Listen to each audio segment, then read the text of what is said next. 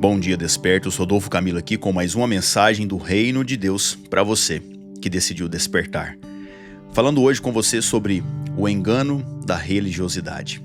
Não estamos aqui para exaltar uma religião em detrimento de outra, mas estamos aqui para pregar o Reino de Deus. E onde o Reino de Deus está o discernimento, a justiça e a paz. E para que o Reino de Deus chegue, a religiosidade precisa sair. Para confirmar isso, basta olharmos para as Escrituras e vermos que aqueles que não receberam Jesus estavam ocupados demais, defendendo a sua religião, seu sistema e o poder.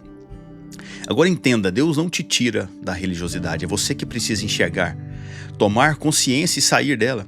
Assim como muitos israelitas não quiseram sair do cativeiro babilônico quando os portões foram abertos, muitos hoje não querem sair, abandonar a religiosidade.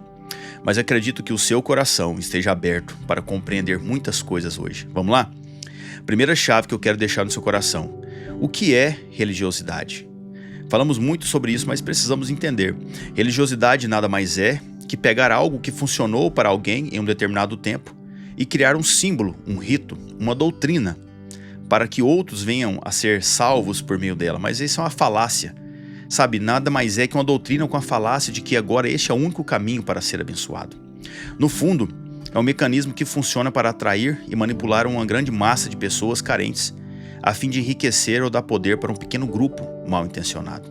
Veja, quando o povo sai do Egito e está em direção à terra prometida, o povo reclama demais, então Deus envia cobras venenosas para eles. As cobras picam aquele povo e eles começam a morrer. E em Números 21, verso 8, Deus manda Moisés fazer uma serpente de bronze e levantar a serpente em uma haste. Quem olhasse para ela seria curado das mordidas. Quem não olhasse, morreria. Alguns morreram, outros olharam e foram curados.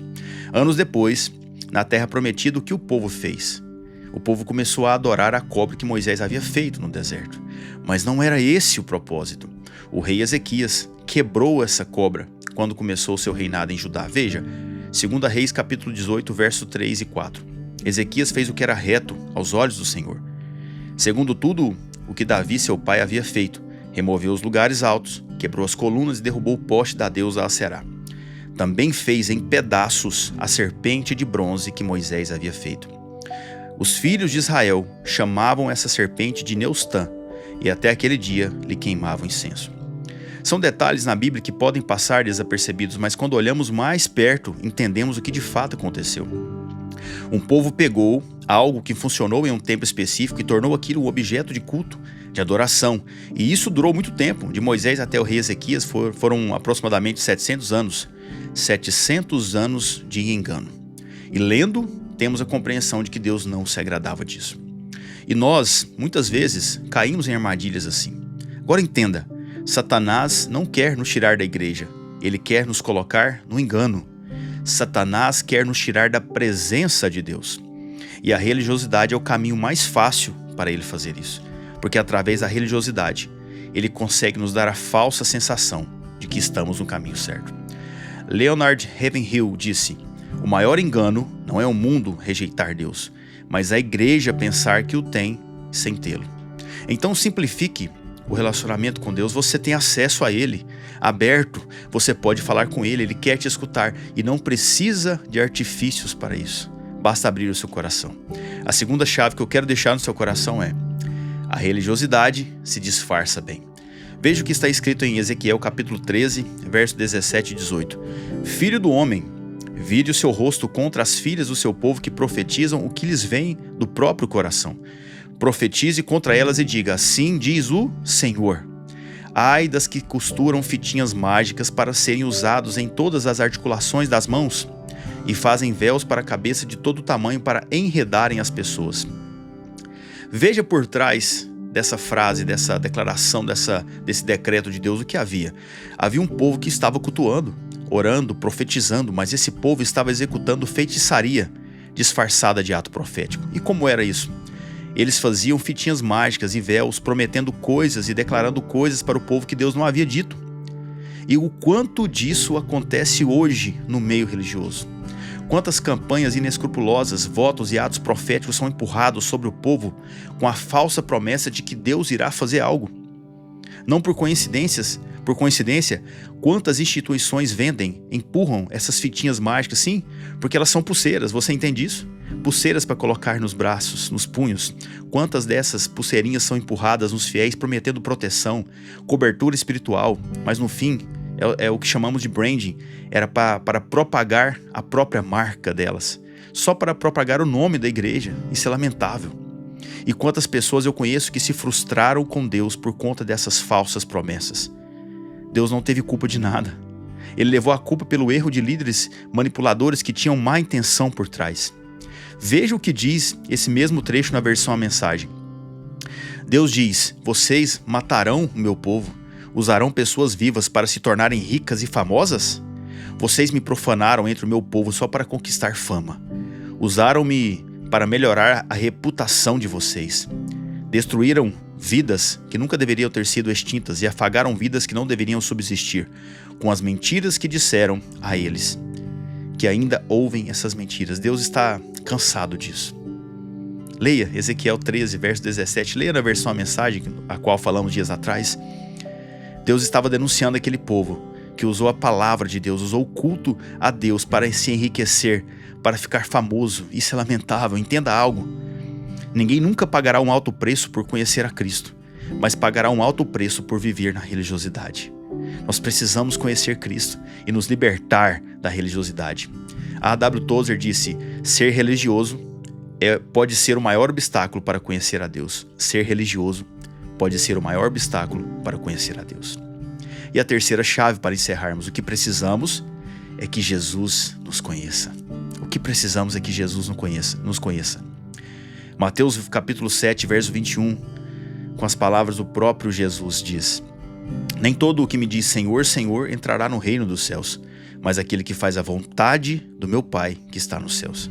Muitos naquele dia vão me dizer: Senhor, nós não profetizamos em seu nome? E em seu nome não expulsamos demônios? E em seu nome não fizemos muitos milagres?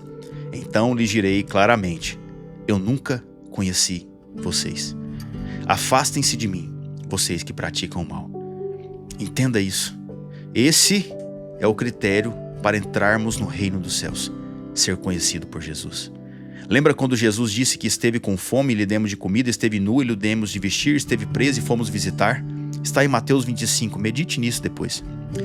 Ele estava dizendo que o que de fato precisávamos fazer para entrar no reino dos céus, o que de fato precisávamos fazer para que Ele nos conheça.